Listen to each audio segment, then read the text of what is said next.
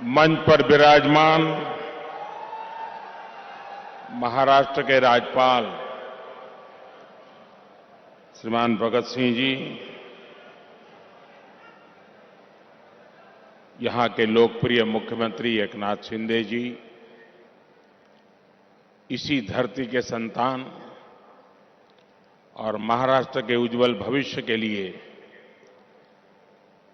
प्रयत्नरत श्री देवेंद्र जी, नितिन जी, राव साहब दानवे, डॉक्टर भारतीताई और विशाल संख्या में पधारे हुए नागपुर के मेरे प्यारे भाइयों और बहनों,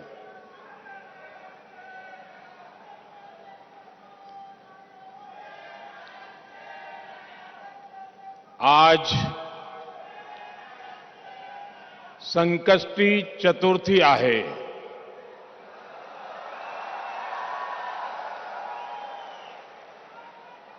कोणतेही शुभकाम करताना आपण प्रथम गणेश पूजन करतो।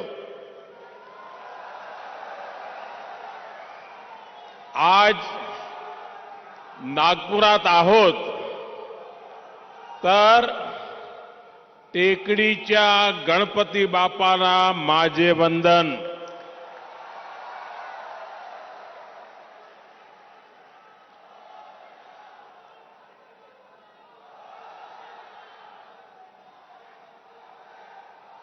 ग्यारह दिसंबर का आज का दिवस संकष्टी चतुर्थी का पवित्र दिवस है। आज महाराष्ट्र के विकास के लिए 11 सितारों के महानक्षत्र का उदय हो रहा है। पहला सितारा हिंदू हृदय सम्राट बाला साहब ठाकरे महाराष्ट्र समृद्धि महामार्ग, जो अब नागपुर और शिरडी के लिए तैयार हो चुका है। दूसरा सितारा नागपुर एम्स है, जिसका लाभ विदर्भ के एक बड़े क्षेत्र के लोगों को होगा। तीसरा सितारा नागपुर में national institute of one health की स्थापना है। चौथा सितारा रक्त संबंधी रोगों की रोकथाम के लिए चंद्रपुर में बना आईसीएमआर का रिसर्च सेंटर है। पांचवा सितारा पेट्रोकेमिकल क्षेत्र के लिए बेहद अहम सीपेट चंद्रपुर की स्थापना है। छठा सितारा नागपुर में नाग नदी के प्रदूषण को कम करने के लिए शुरू हुआ प्रोजेक्ट। सातवां सितारा नागपुर में मेट्रो फेज 1 का लोकार्पण और दूसरे फेज का शिलान्यास है। आठवां सितारा नागपुर से बिलासपुर के बीच आज प्रारंभ हुई वंदे भारत एक्सप्रेस है। नवा सितारा नागपुर और अजनी रेलवे स्टेशन के पुनर्विकास की परियोजना है। 10वां सितारा अजनी में 12,000 हॉर्स पावर के रेल इंजन के मेंटेनेंस डिपो का लोकार्पण है। 11वां सितारा नागपुर इटारसी लाइन के कोहली नरखेड़ रूट का लोकार्पण है। 11 सितारों का यह महानक्षत्र महाराष्ट्र के विकास को नई दिशा देगा, नई ऊर्जा देगा। आजादी के 75 साल के अमृत महोत्सव में 75,000 करोड़ रुपए के इन विकास कार्यों के लिए महाराष्ट्र को, महाराष्ट्र की जनता को बहुत बहुत बधाई।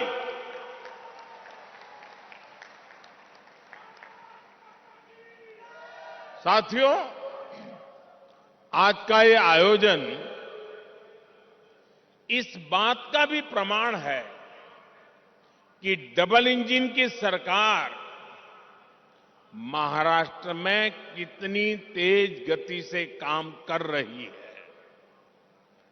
समृद्धि महामार्ग से नागपुर और मुंबई के बीच दूरी तो कम होगी ही, ये महाराष्ट्र के 24 जिलों को आधुनिक कनेक्टिविटी से जोड़ रहा है। इससे खेती किसानी को, आस्था के विभिन्न स्थलों में आने जाने वाले श्रद्धालुओं को, उद्योगों को बहुत बड़ा लाभ होने वाला है, रोजगार के नए अवसर बनने वाले हैं। साथियों, आज के दिन की एक और विशेषता है, आज जिन योजनाओं का लोकार्पण हुआ है उनमें इंफ्रास्ट्रक्चर विकास का होलिस्टिक विजन दिखता है। एम्स एक अपने आप में अलग तरह का इंफ्रास्ट्रक्चर है और समृद्धि महामार्ग दूसरी तरह का इंफ्रास्ट्रक्चर है। इसी तरह वंदे भारत एक्सप्रेस और नागपुर मेट्रो दोनों ही एक अलग प्रकार का कैरेक्टर है उस इंफ्रास्ट्रक्चर का, लेकिन ये सब एक बुके में, एक गुलदस्ते में अलग अलग फूलों की तरह, जिससे निकलकर विकास की खुशबू जन जन तक पहुंचेगी। विकास के इस गुलदस्ते में बीते 8 वर्षों की मेहनत से तैयार विशाल बगीचे का प्रतिबिंब भी है। चाहे बात सामान्य मानवी के लिए हेल्थ केयर की हो या फिर वेल्थ क्रिएशन की हो, चाहे बात किसान को सशक्त करने की हो या जल संरक्षण की हो, आज पहली बार देश में ऐसी सरकार है जिसने इंफ्रास्ट्रक्चर को एक मानवीय स्वरूप दिया है। इंफ्रास्ट्रक्चर का एक ऐसा ह्यूमन टच जो आज हर किसी के जीवन को स्पर्श कर रहा है। हर गरीब को 5 लाख रुपए तक का मुफ्त इलाज देने वाली आयुष्मान भारत योजना हमारे सोशल इंफ्रा का उदाहरण है। काशी, केदारनाथ, उज्जैन से लेकर पंढरपुर तक हमारे आस्था स्थलों का विकास हमारे कल्चरल इंफ्रा का उदाहरण है। 45 करोड़ से ज्यादा गरीबों को बैंकिंग सिस्टम से जोड़ने वाली जनधन योजना हमारे फाइनेंशियल इंफ्रास्ट्रक्चर का उदाहरण है। नागपुर एम्स जैसे आधुनिक अस्पताल खोलने का अभियान, हर जिले में मेडिकल कॉलेज खोलने का अभियान हमारे मेडिकल इंफ्रास्ट्रक्चर का उदाहरण है। और इन सब में जो बात कॉमन है वो है मानवीय संवेदनाओं का तत्व, ह्यूमन टच, संवेदनशीलता। इंफ्रास्ट्रक्चर को हम सिर्फ निर्जीव सड़कों और फ्लाईओवर तक नहीं समेट सकते। इसका विस्तार कहीं ज्यादा बड़ा है। और साथियों, जब इंफ्रास्ट्रक्चर के काम में संवेदना नहीं होती, उसका मानवीय स्वरूप नहीं होता, सिर्फ ईंट, पत्थर, सीमेंट, चूना, लोहा दिखता है, तब उसका नुकसान देश की जनता को उठाना पड़ता है, सामान्य मानवी को उठाना पड़ता है। मैं आपको गोसीखुर्द डैम का उदाहरण देना चाहता हूं। 30-35 साल पहले इस डैम की नींव रखी गई थी और उस समय उसका अनुमानित खर्च 400 करोड़ रुपए के आसपास था। लेकिन बरसों तक संवेदनाहीन कार्यशैली के कारण बरसों तक वो डैम पूरा नहीं हो पाया। अब डैम का अनुमानित खर्च 400 करोड़ से बढ़कर के 18,000 करोड़ रुपए हो गया। 2017 में डबल इंजन की सरकार बनने के बाद इस डैम का काम तेज हुआ है, हर समस्या को सुलझाया गया है। मुझे संतोष है कि इस वर्ष ये डैम पूरा भर पाया है। आप कल्पना कर सकते हैं, इसके लिए 3 दशक से ज्यादा लगे, तब जाकर इसका लाभ गांव को, किसान को मिलने लगा। भाइयों और बहनों, आजादी के अमृत काल में देश विकसित भारत के विराट संकल्प के साथ आगे बढ़ रहा है। विकसित भारत के निर्माण का रास्ता है भारत की सामूहिक ताकत। विकसित भारत के निर्माण का मंत्र है राष्ट्र के विकास के लिए राज्य का विकास। बीते दशकों का हमारा ये अनुभव रहा है कि जब हम विकास को सीमित रखते हैं तो अवसर भी सीमित हो ही जाते हैं। जब शिक्षा कुछ ही लोगों, कुछ ही वर्गों तक सीमित थी, तो राष्ट्र का टैलेंट भी पूरी तरह निखर कर सामने नहीं आ पाया। जब बैंकों तक कुछ लोगों की पहुंच थी, तो व्यापार कारोबार भी सीमित ही रहा। जब बेहतर कनेक्टिविटी केवल कुछ शहरों तक सीमित थी, तो ग्रोथ भी उसी दायरे तक सीमित रही। यानी विकास का पूरा लाभ ना तो देश की बड़ी आबादी को मिल पा रहा था और ना ही भारत की असली ताकत उभर कर सामने आ पा रही थी। बीते 8 वर्षों में हमने ये सोच और अप्रोच दोनों बदली है। हम सबका साथ, सबका विश्वास, सबका विकास और सबका प्रयास, इस पर बल दे रहे हैं।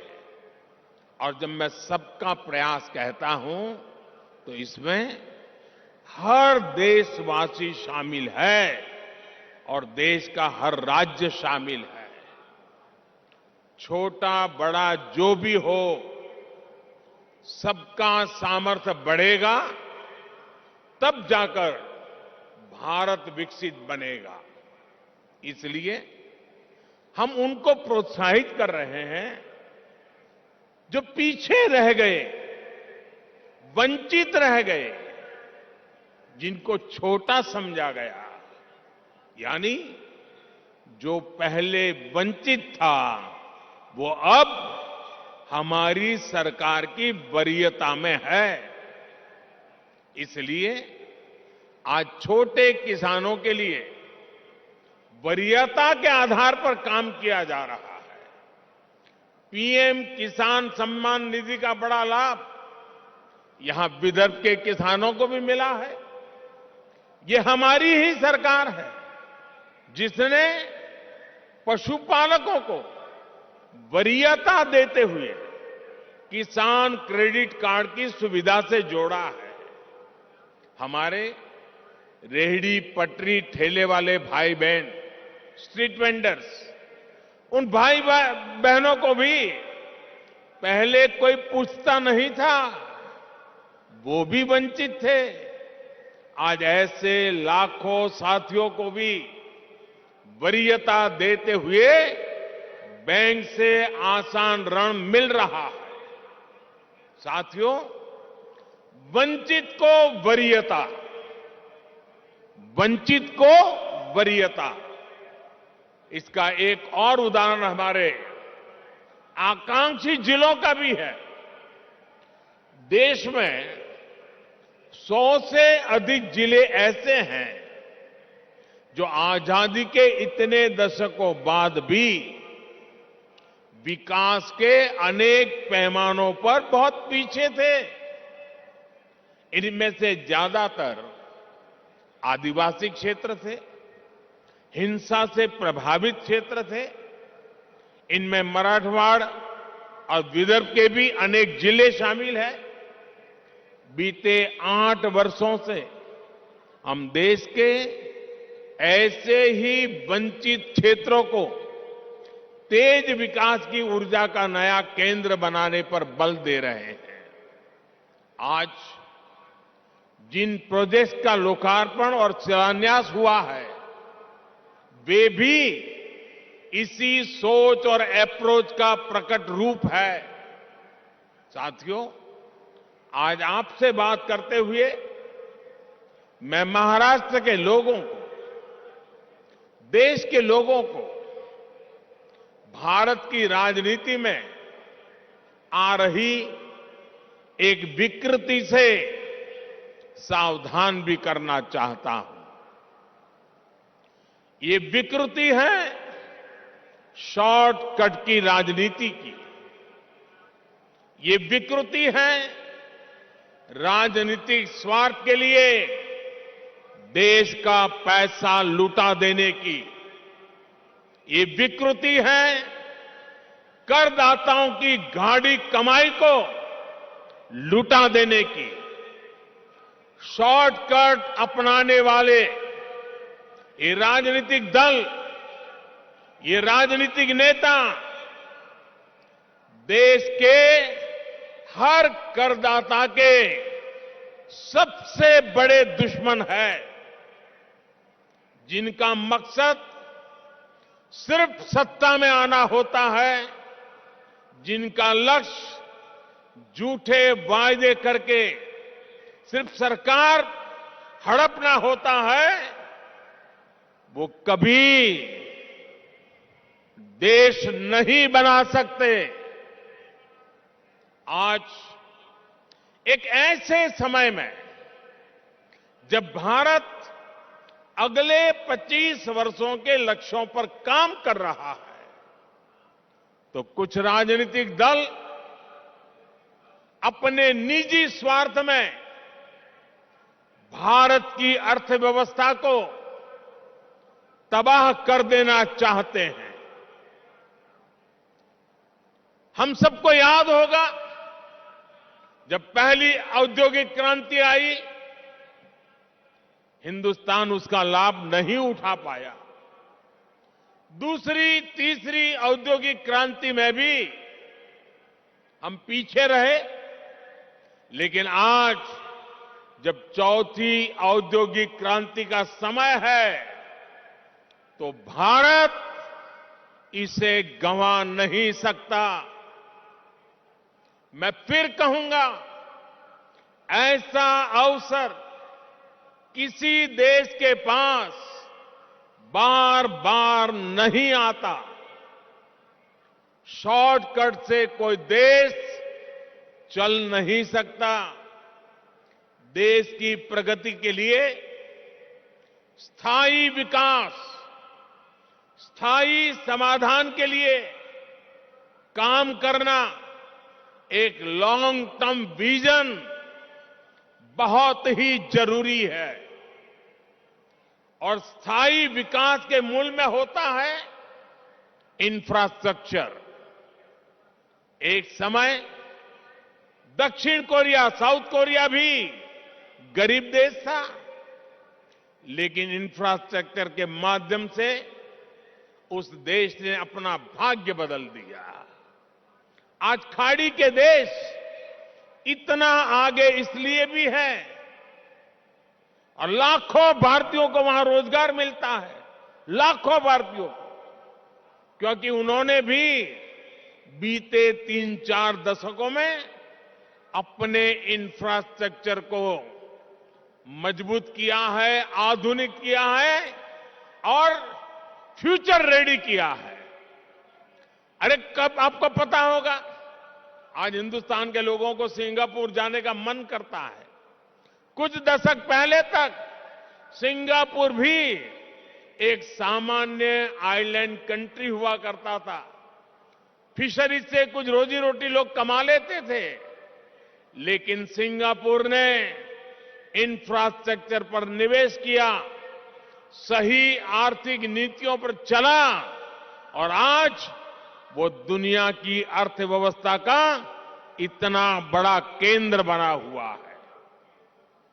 अगर इन देशों में भी शॉर्टकट की राजनीति हुई होती, टैक्स पेयर का पैसा लुटाया गया होता, तो ये देश कभी उस ऊंचाई पर नहीं पहुंच पाते जहां आज है। देर से ही सही, भारत के पास अब यह अवसर आया है। पहले की सरकारों के समय हमारे देश के ईमानदार करदाताओं ने जो पैसा दिया, वो या तो भ्रष्टाचार की भेंट चढ़ गया या फिर वोट बैंक को मजबूत करने में खप गया। अब समय की मांग है कि सरकारी खजाने की पाई पाई का उपयोग देश की पूंजी, युवा पीढ़ी के उज्जवल भविष्य के लिए निर्माण पर खर्च होनी चाहिए। मैं आज भारत के हर युवा से आग्रह करूंगा, हर टैक्स पेयर से आग्रह करूंगा, ऐसे स्वार्थी राजनीतिक दलों को, ऐसे स्वार्थी राजनीतिक नेताओं को एक्सपोज करिए।